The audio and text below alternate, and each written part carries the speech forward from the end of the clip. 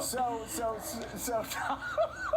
I love it. So, Donald, the tougher question is, what do we do with the 11 million undocumented workers that are already here? We're not going to send them back to Mexico. That's not possible. Do we legalize them and say, we know you're here, but we're not going to give you a pathway to citizenship because you got here illegally, but we'll legalize you and let you work here for a couple of years? How do we handle the 11 million already here?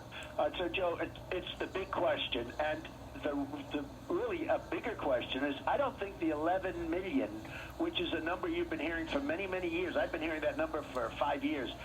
I don't think that's an accurate number anymore, because I'm now hearing it's 30 million. It could even be 34 million, which is a much bigger problem. Who are you hearing that from? Well, I'm hearing it from other people, and I've seen it written in various newspapers. And the truth is, the government has no idea how many illegals are here. They have no idea. So what do we do? What do we do with all of them? Whether it's 11 or... Lights, yeah! Lights, yeah! Raise your hand if your government plan would provide coverage for undocumented immigrants. Let me start with you, Mayor Buttigieg. Why? Mayor Buttigieg, why? Because our country is healthier when everybody is healthier. And remember, we're talking about something people are given a chance to buy into. In the same way that there are undocumented immigrants in my community who pay. They pay sales taxes. They pay property taxes directly or indirectly. This is not about a handout. This is an insurance program. And we do ourselves no favors by having 11 million undocumented people in our country be unable to access health care. We return to politics now as lawmakers on Capitol Hill begin to discuss ways to address the estimated 11 million undocumented immigrants living in the United States. The immigration system is not just broken, it is hurting our country. The time to fix it is long overdue, and the way to fix it is with common sense, comprehensive immigration reform. The hearing came 2 weeks after President Obama laid out his own goals for immigration reform. They include stronger border security, a pathway to citizenship for some 11 million illegal immigrants already here, and expedited visas for highly skilled workers from abroad. I don't feel these assertions are borne out by stats, because they have stats from different governmental departments. Like you say, there are actually 30 million illegals, whereas every other department I can find Well, they're all using 12. the same number, though. They're going by the census figures. So if you take the census figures, it doesn't matter who looks at the census figures. They're going to give you the same number. It's been 11 million for a decade. And I explain in the book where that number comes from, and I think it comes from a more reliable source. But where do you get from 12 to 30? I'll be happy to explain it. I think it's easier to read. It was a couple of Bear Stearns analysts, and they said this Bear Stearns? That's a financial group, isn't it? Why, yes, it is, and advising something about something more important than some dumb census report, their money.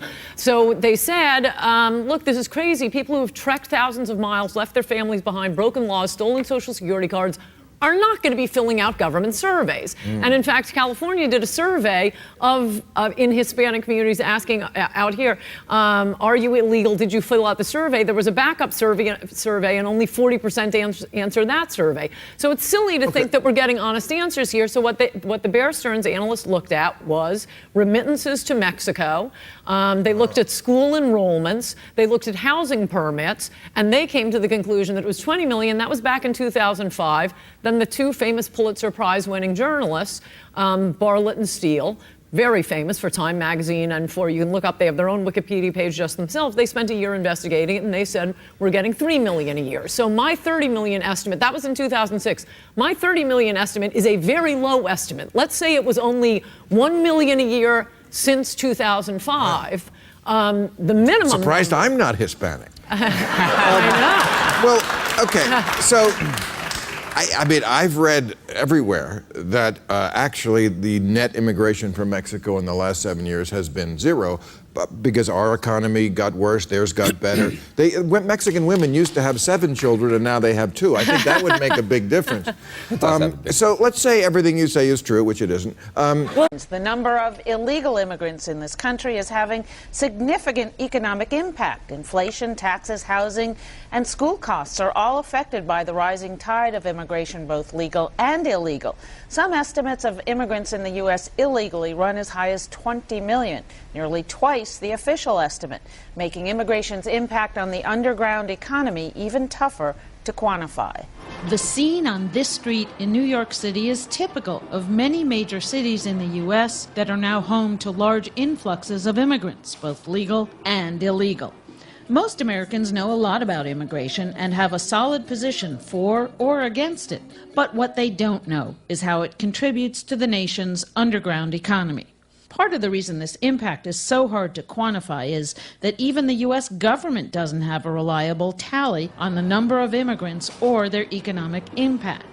Bear Stearns' senior managing director, Robert Justic, conducted a study on the underground economy in 2005. The Census Bureau several years ago estimated that there were 8.5 million undocumented residents in the United States. It became obvious to us that that number was quite low. Being a student of New York City for many, many years, I noticed that there were neighborhoods that were previously empty, teeming with people. There were more people living in individual single houses being split up into 2- and 3-family houses. The school populations in all the boroughs were going up drastically when they should have been falling. It was also very noticeable that the makeup of the labor force was changing. This change in the labor force has many economic consequences. Illegal immigration probably increases the underground economy by about $50 billion a year. Probably about half of the illegals are working off the books and in the gray market economy. And so they add that to the economy, but they also draw a similar amount in wages, so they aren't necessarily benefiting the average American by the fact that they're working here. All economic projections by the government depend on accurate numbers. If the numbers are off, it's serious. The number of people we count is important because it affects productivity, it affects the employment rate, the unemployment rate, it affects projections for funding, for state, local government funding, and it projects revenue flows. The Bear Stearns study also said that understated payroll numbers make the economy look better than it really is. It affects productivity. Productivity is simply the output divided by the number of workers. So when we have workers that are off the books and are not being counted, but the output is being counted, it makes the inflation number look actually lower than it is. The underground economy even affects the wages of American workers, according to the Bear Stearns study, which said the large infusion of the imported labor supply has reduced average annual earnings by 4 to 6%. The idea that corporate America has brought in, and it's arguable, but 11 to 12 to 20, as many as 20 million illegal aliens into this country in the last 20 years, since amnesty, to exploit them.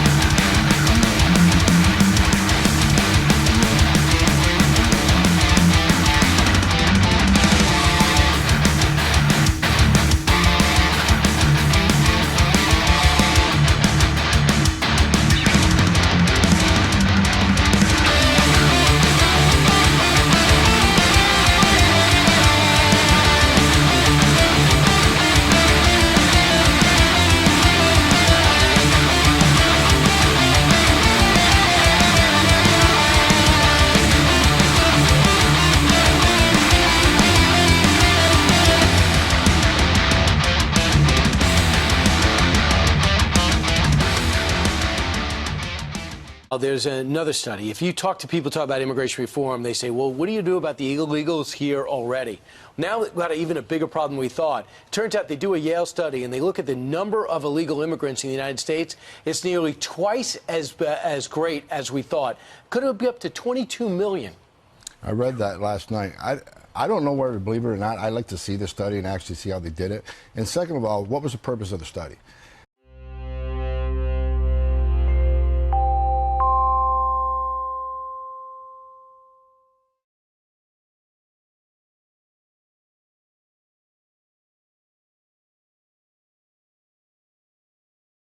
Conventional estimates provided by both the Pew Foundation and also the Center for Migration Studies suggest that number is a little over 11 million.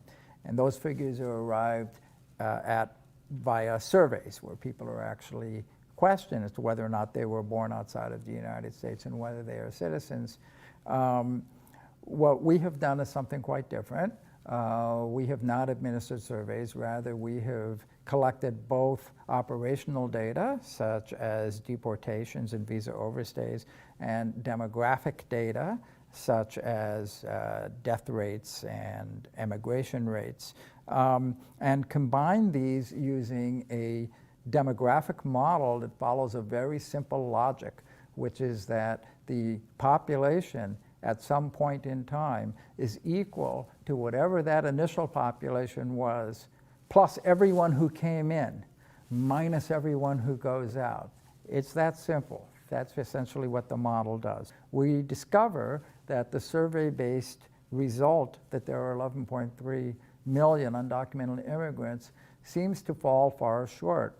We have a conservative estimate that says the number is at least 16.7 million, and over 1 million different scenarios, accounting for all of the variability in the various parameters that we need for this model. On average, we're estimating something like 22 million undocumented immigrants in the United States. The main two data sources that we use that other people didn't have access to, one was the number of arrests at the border, because that's one of the ways we calculate inflows. And so the Border Patrol started getting fingerprints from people who were arrested at the border from year 2000, and they started doing it more systematically from 2005. So the data didn't exist that much beforehand. And the other one was the number of people who overstay their visas, because they also become undocumented after their visa expires.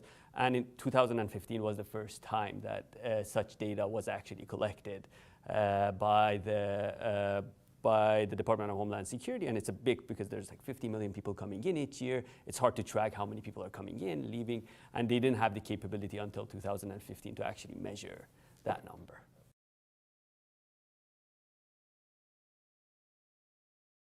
We do estimate that the number of undocumented immigrants in the United States is substantially higher than maybe people thought before, maybe as much as twice as high as previous estimates. But it's also important to understand that the increase in numbers happened in the 1990s and the first part of the 2000s. And since about 2008, the numbers have been growing much, much more slowly. It seems like it's a more stabilized system as far as how we're controlling border access and such. So we wouldn't want people to walk away from this research thinking that suddenly there's a large influx happening now. It's really something that happened in the past and maybe was not properly counted or documented. And we're looking at a situation now where there's a large pool of undocumented immigrants in the United States, but most of them clearly would have been here for a while. And we're not seeing that number increasing very dramatically.